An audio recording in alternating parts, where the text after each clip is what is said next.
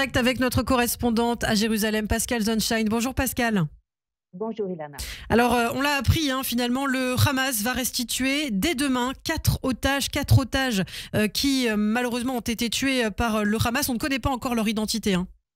Non, on a appris hier soir donc que le Hamas allait restituer jeudi les dépouilles de 4 otages qui figurent sur la liste des Israéliens décédés en captivité et dont Israël a demandé le retour durant la première phase de l'accord de trêve. Les 4 autres dépouilles devraient être restituées la semaine prochaine. Il reste aussi 6 otages vivants, libérables avant le 1er mars. Les pays médiateurs essayent d'accélérer leur libération pour qu'ils puissent revenir ensemble dès samedi, mais pour l'instant, le Hamas refuse. En ce qui concerne le retour des dépouilles, il n'est pas clair s'il s'agit d'une nouvelle concession obtenue par les pays médiateurs ou si leur restitution était bien fixée au 20 février dans une annexe secrète de l'accord de trêve. En échange, Israël relâchera la moitié des femmes et des mineurs arrêtés à Gaza après le 8 octobre. Hier soir, le cabinet de sécurité s'est réuni pour discuter de la suite de la trêve, la fin de la première phase et les conditions pour la négociation sur la deuxième phase de l'accord. Et hier soir, on a également appris la confirmation de vie de 2 otages, David Cugno, dont on était sans nouvelles depuis novembre 2023, et Nimrod Cohen, dont on avait eu des nouvelles il y a quelques mois, mais donc une confirmation de vie plus récente, des informations fournies par les otages libérés samedi dernier. Et évidemment, les négociations vont continuer à se poursuivre avec le Hamas. Là, pour l'instant, on n'a pas vraiment de détails, Pascal, sur la suite après la restitution de ces corps. On n'a absolument aucun détail en ce qui concerne la deuxième phase de l'accord, dont les négociations devaient débuter le 3 février et qui n'ont toujours pas commencé. Hier, donc, le cabinet de sécurité s'est réuni, mais sans produire de décision opérationnelle.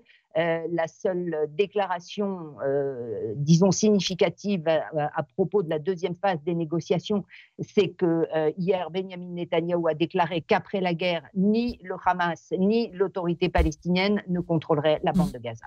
Alors, par ailleurs, on a vu ce plan du gouvernement israélien. Ils veulent permettre aux Palestiniens de quitter volontairement Gaza. Alors, qu'est-ce que c'est que ce plan, Pascal ?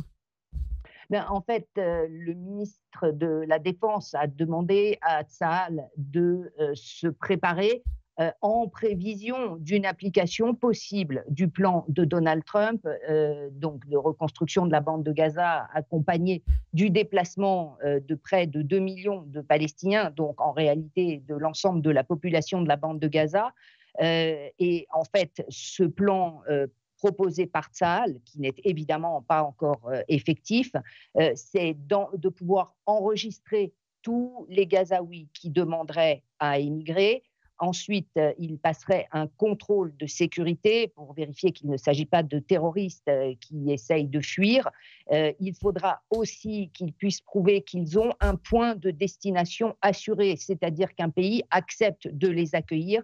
Et ils sortiraient alors par les postes frontières israéliens et non pas par le poste frontière de Rafah, de façon que tout le processus se passe sous contrôle israélien. Et l'Égypte a déclaré de son côté qu'elle proposerait à Gaza des zones sécurisées où les Palestiniens vivront alors que la bande sera reconstruite, c'est ça ?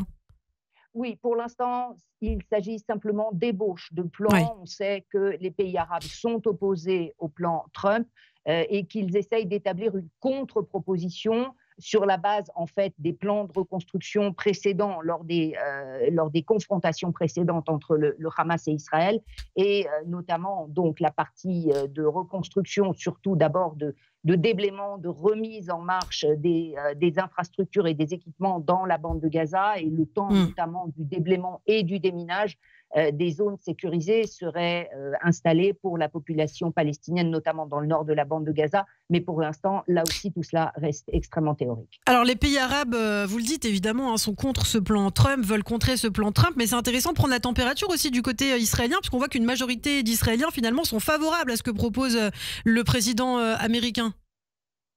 Oui, un sondage hier publié par la chaîne israélienne N12 qui indique que la majorité des Israéliens seraient favorables au plan présenté par le président des États-Unis.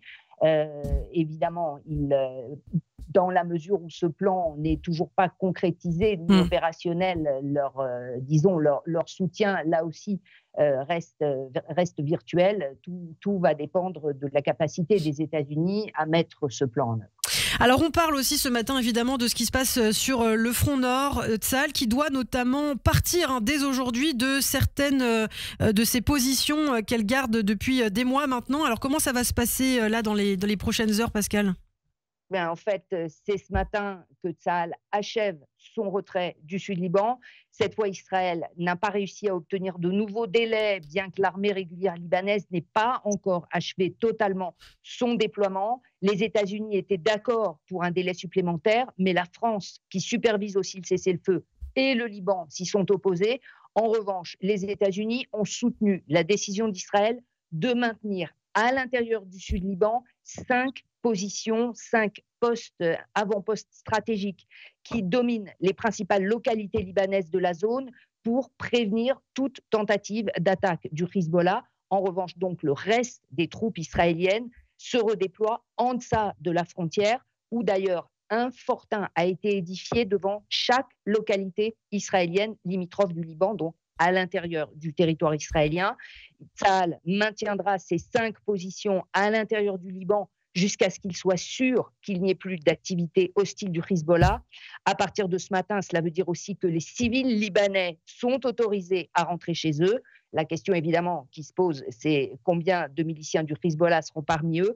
Les Israéliens de Haute-Galilée, eux, pourront rentrer chez eux à partir du 1er mars. Tsahal reste évidemment extrêmement vigilant. Jusqu'à ces derniers jours, l'aviation israélienne a poursuivi ses frappes contre des installations militaires du Hezbollah.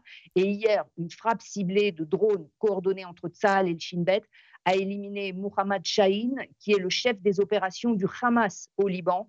Il préparait des attaques contre des Israéliens, des attaques commanditées par l'Iran, a indiqué le porte-parole de Tsahal. Eh bien, merci beaucoup Pascal pour ces informations. Notre correspondante à Jérusalem, Pascal Zonshine, on vous retrouve un petit peu plus tard dans la matinée à partir de 7h26.